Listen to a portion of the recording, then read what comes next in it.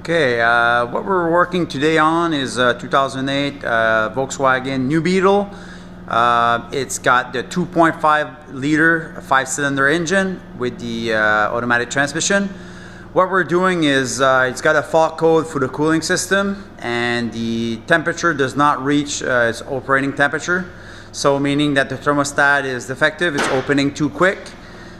So in the repair manual they call putting the lock carrier, the lock carrier is the piece here, they call to put it in a service position, meaning that you have to remove the headlights, the front bumper cover, and also the fenders. On these models looks like they're, well, it's separated, but when you remove it as one piece.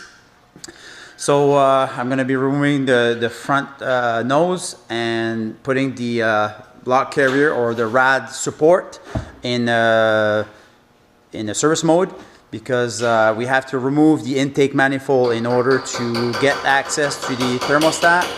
So anyway, we'll take that apart and we'll show you what it looks like. Okay, step number 2, I have removed the front clip, meaning the two front fenders and the bumper cover, and the front end is in service position if you look from the side. Okay, so the rad support, radiator and everything is pushed forward. Okay, so this I had to remove the two inner fenders and the bumper cover in one piece. Okay. So next step, I'll be removing the intake manifold. To me, until this position, it's probably easier to do than a Golf or a Jetta, because the rad support is pulled back. You can do the same thing on a Jetta and a Golf, not necessarily, but it's at this time, once the front end is removed, it's easier to do on a Beetle. Okay, now I have removed the intake manifold, and that's what we're looking at. That's what we wanted to change, is the thermostat here. This is a thermostat housing. On these models, the thermostat is not embedded in the block like the any Mark IV Volkswagen. So the thermostat is here. So we're gonna replace that. O-rings also.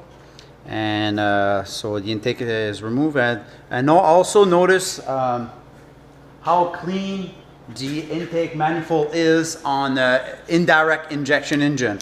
Okay, if you look at the intake valve, you can see there's some oil there, because I think it was maybe stuck on the intake gasket here or whatever, but you can see that there's no carbon buildup on the intake valve at all. Okay.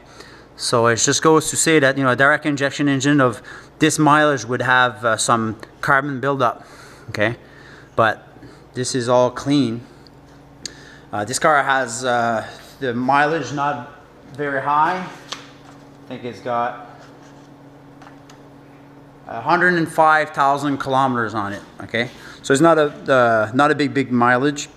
You can see here the oil cooler for the engine, and the alternator, power steering pump.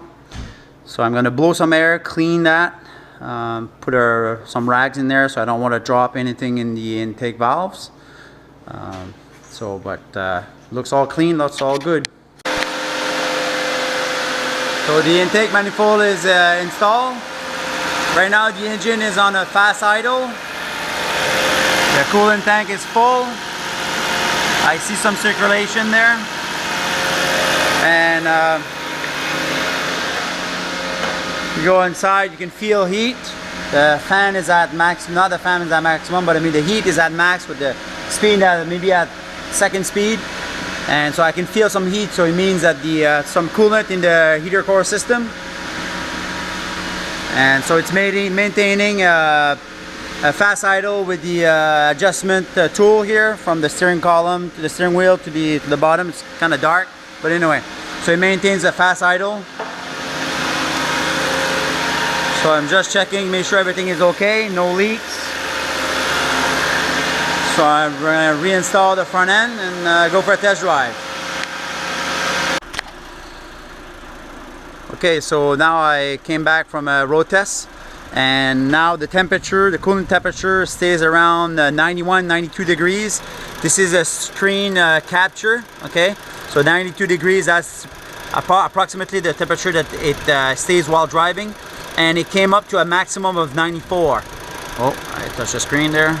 Yeah, it came to a maximum of 94 degrees, but the overall temperature is around 91, 92 degrees Celsius. So everything runs okay, everything is reassembled. And so anyway, there's no problem. And so the car had before, I think the temperature was around 80 degrees Celsius. And it threw a fault code for coolant efficiency or something like that. I can't remember what it was, but anyway, I knew that it had to do with the thermostat not bringing the engine temperature high enough. So in that way, we had to remove the thermostat. And for a new Beetle, well, the front end has to be removed.